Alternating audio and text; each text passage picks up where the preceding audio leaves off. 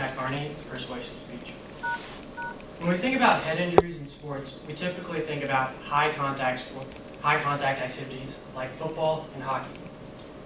But I'm here to talk today about a sport you don't necessarily associate with head injuries, baseball. Because baseball pitchers are not wearing helmets, baseball pitchers are in serious danger of sustaining significant head injuries while on the mound.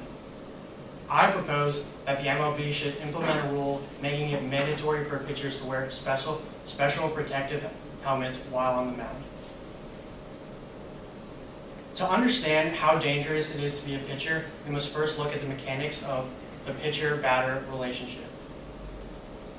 In a study commissioned by the MLB in 2014, it was found that when a ball reaches the pitcher, it is typically moving at 83 miles per hour. As seen in this picture, when a pitcher pitches, all the momentum is going forward, so he essentially has no time to react and no way of protecting himself if the ball is hit at him with sufficient force.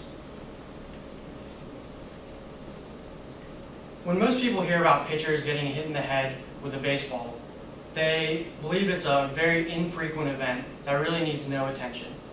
While this isn't an everyday occurrence, it occurs a lot more frequently than we would like to believe. Since 2012, according to Tim Kurchin of ESPN, 6 times has a pitcher been hit in the head with a baseball. This is 6 pitchers in a span of 2 years whose lives have been put in mortal danger. And to me, that is just 6 players too many.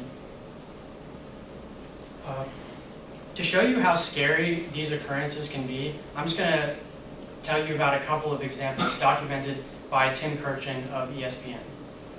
April 4th, 1994. Mike Wilson of the Detroit Tigers was hit in the mouth with a ball going 100 miles per hour. He lost multiple teeth and a hole was put in his nasal cavity. There was so much blood that his catcher ended up throwing up. September 8th, 2000. Bryce Flory of the Boston Red Sox, shown in the picture, was hit in the right eye with a baseball going over 100 miles an hour. He lost vision in the eye for over a month, and the eyesight in that eye was permanently damaged, going from 20/20 to 20/80. As told by Ben Sherwin of the Associated Press, probably the scariest incident was in 2012 in the case of Brandon McCarthy of the Oakland Athletics. He was hit on the right side of the head by a line drive traveling over 100 miles an hour. He suffered an epidural hemorrhage, a brain contusion, and a fractured skull.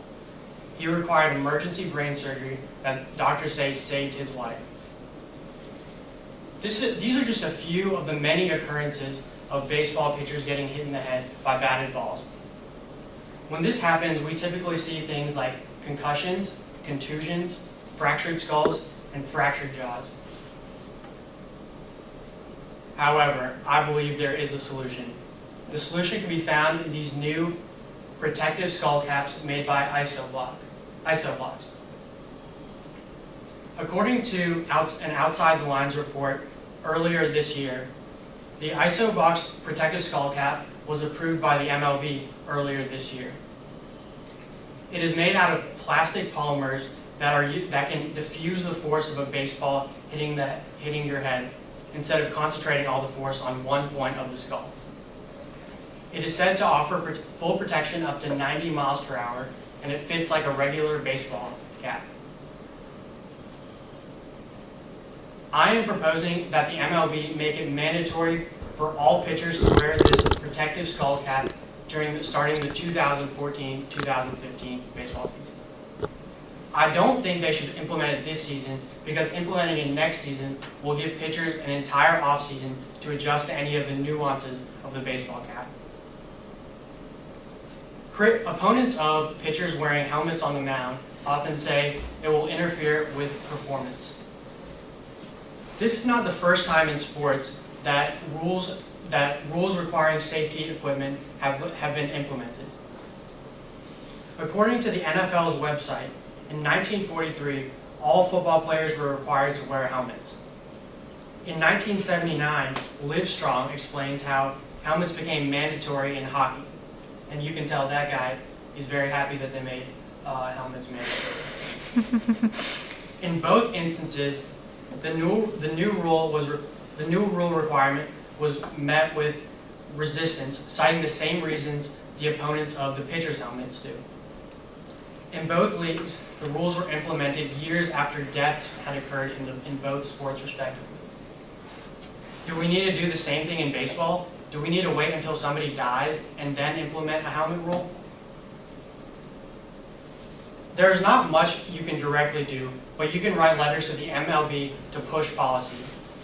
In your letter, I want you to ask them, what will it take, MLB? How many times do we have to witness a scene like this?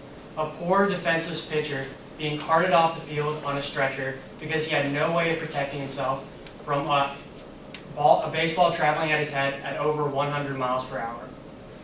How many times do we have to see this? 5, 10, 15? Or will it take a baseball player,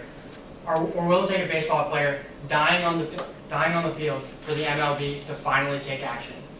What will it take, MLB?